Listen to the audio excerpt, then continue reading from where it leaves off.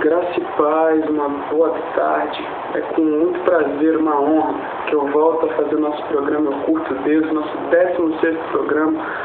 Uma honra chegar na tua casa novamente, poder ministrar a tua vida. É muito gratificante poder falar de Jesus para você, falar que só Ele cura, que só Ele salva, que só Ele pode te levar para o céu. E é com muito prazer que eu chego ao 16º programa. O nosso 15º programa, meu cunhado, homem de Deus, Moisés, uma palavra muito forte, muito abençoada. Semana que vem eu também estou preparando uma grande surpresa. O grande homem de Deus vai ministrar no programa e hoje eu vou ter essa honra de ministrar para vocês. E o tema dessa palavra de hoje é cumprindo o seu chamado. Será que você consegue dizer que você tem cumprido o seu chamado? Que você tem feito aquilo que Deus te chamou para fazer? Você nasceu por um motivo. Se faça essa pergunta, chame seus parentes aí, aqueles que estiverem próximos de você, aquele que de repente está desviado, está tanto tempo longe da igreja. Se faça essa pergunta hoje. Você nasceu por um motivo. Para que você nasceu? Qual o objetivo do teu nascimento? Por que você está nessa terra? Será que é só para nascer, crescer, amadurecer e morrer? Não. Deus te fez com um propósito maior. Deus te deu com uma missão. Se pergunte qual é a tua missão nessa terra. Eu quero falar sobre um homem com você chamado Jonas. Abra sua Bíblia, por gentileza, no capítulo 1 de Jonas, versículo 1, 2 e 3. Eu vou ler para você. Jonas, um grande profeta do Velho Testamento, que muitas pessoas batem muito em Jonas, mas a grande verdade é que Jonas era alguém que amava o seu povo, e por isso ele não quis cumprir uma ordem direta de Deus, ele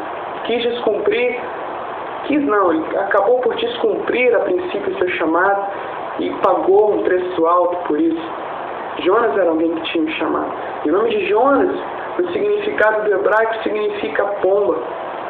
A pomba que levava mensagens, Um nome muito sugestivo para Jonas, que tinha uma simples missão, que para ele era muito complicado, levar a mensagem aos ninivitas, um povo que tinha se levantado naquela época na Síria e que estava por dominar aquelas terras e era o povo inimigo de Israel.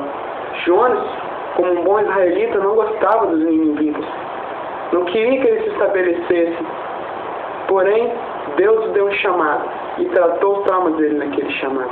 Jonas 1, 2 e 3 diz assim: Veio a palavra do Senhor a Jonas, filho de Amitai, dizendo: Dispõe-te, vai à grande cidade de Nínive e clama contra ela, porque a sua malícia subiu até mim. Jonas se dispôs para fugir da presença do Senhor para Tarsis, e tendo descido a Jope, achou um navio que ia para Tarsis. Pagou, pois, a sua passagem e embarcou nele para ir com eles para Tarsis, para longe da presença do Senhor. Meu irmão, todos nós temos um chamado, eu sei que você também tem um.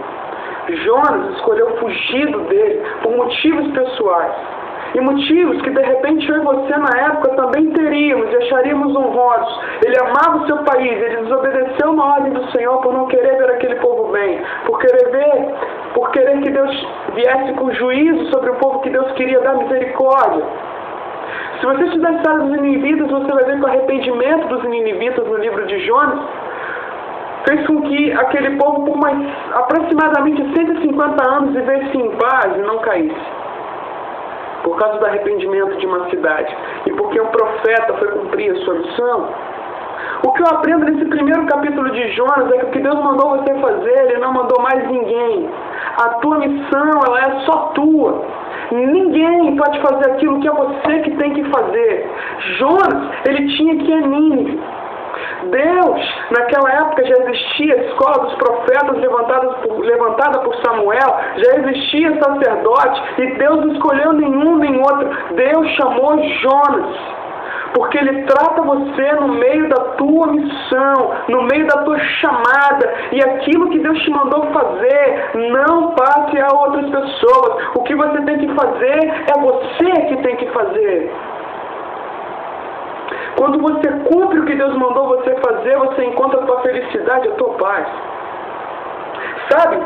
Jonas, ele correu da sua missão porque tinha traumas. Só tem uma coisa: quando Deus te dá uma missão, Ele te dá unção para poder cumprir essa missão. E eu quero te dizer que quando você vai para um outro lado que Deus não mandou você ir, a unção dele não acompanha você. Você quer a prova disso? Vamos para o texto. A unção não acompanhou Jonas indo para Jope. A unção de Deus estava com Jonas na sua caminhada até Nínive. Não até Tarsis.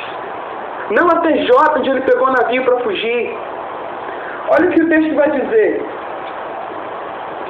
Ele estava no barco, capítulo 1, versículos 6 e 7.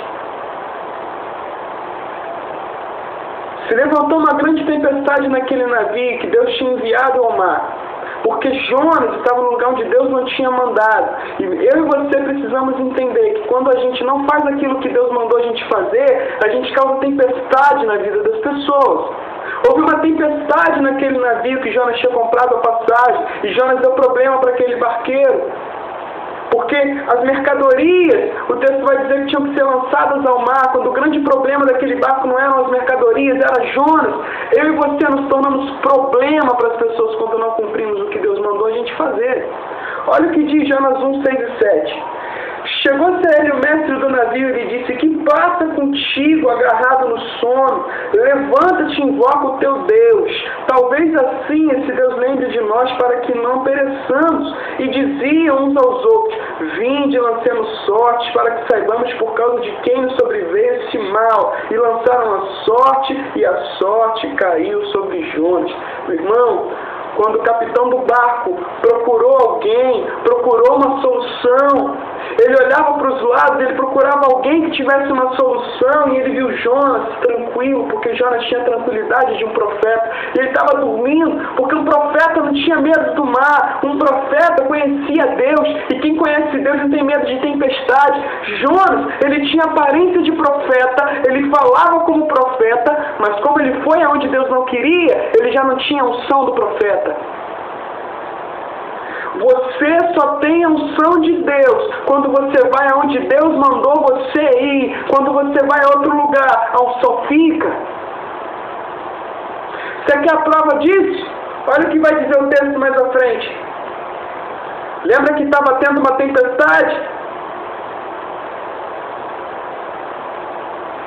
O texto vai dizer no versículo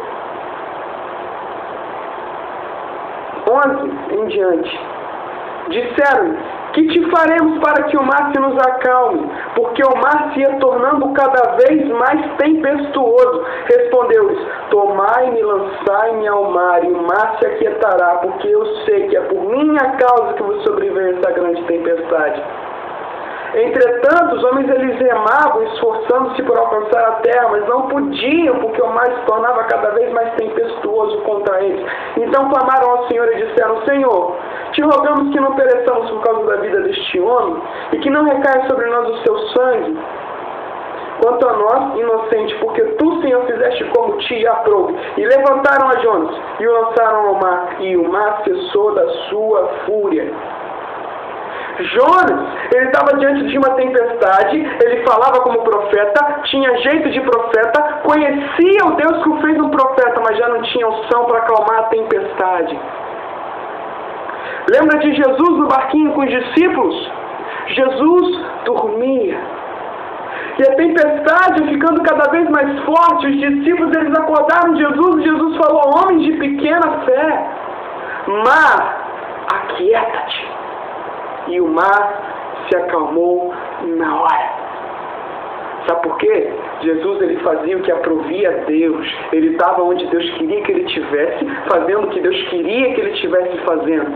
Jesus, ele não tinha só a aparência de Deus. Ele não falava simplesmente como Deus. Ele tinha a unção de Deus. O que determina onde você vai chegar é se você vai com unção ou não, porque a unção te capacita para cumprir a tua missão, mas a unção só te acompanha se você ir cumprir a sua missão. Jonas, ele entendeu isso quando ficou na barriga de um grande peixe. Por 3 dias, você conhece bem a história. Mas eu vou me atentar a falar de resultado de quando você decide cumprir a tua missão, que está em Jonas 3, 1 a 4, que vai dizer assim: veio a palavra do Senhor segunda vez a Jonas dizendo: desponte e vai à grande cidade de Nínive e proclama contra ela a mensagem que eu te digo. Levanta-te, pois, Jonas a Nínive. Levantou-se, pois, Jonas a Nínive, e foi a Nínive segundo a palavra do Senhor. Ora, Nínive era uma cidade muito importante diante de Deus, de 3 dias para percorrê-la. E Jonas percorreu a cidade e pregava, e ainda 40 dias e Nínive será subvertida. Agora olha o versículo 5, que legal. Os ninivitas creram em Deus e proclamaram um jejum, e vestiram-se de pano de saco, desde o maior até o menor.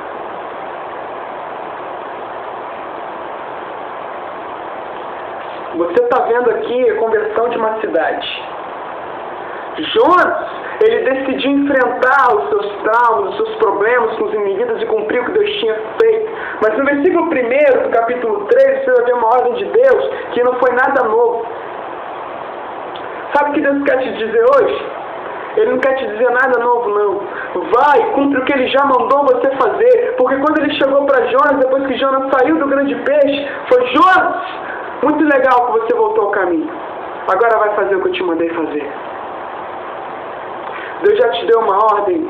Deus já te deu um comando. Você sabe que tem uma missão. Você sabe que precisa fazer algo nessa terra. Que Deus te colocou nessa família, nessa cidade que você está, nessa casa que você está, nesse contexto social, religioso, com uma missão de fazer diferença na tua geração, aonde Deus te colocou. Você sabe qual é a tua missão. E Deus não vai te dar uma outra ordem, a não ser repetir o que Ele te falou. Cumpra o que Deus te falou e você vai encontrar a tua felicidade e a tua paz de espírito na tua missão. Jonas, ele não entendeu isso e foi um processo descontente, ganhando uma cidade para Deus, porque ele não quis ter a visão que Deus tinha. Quando você tem a visão que Deus te dá, a visão de Deus sobre as coisas, você já não vai ver mais um problema como um problema, mas você vai enxergar o problema como a maior solução da tua vida e vai abençoar a vida de pessoas através da tua missão.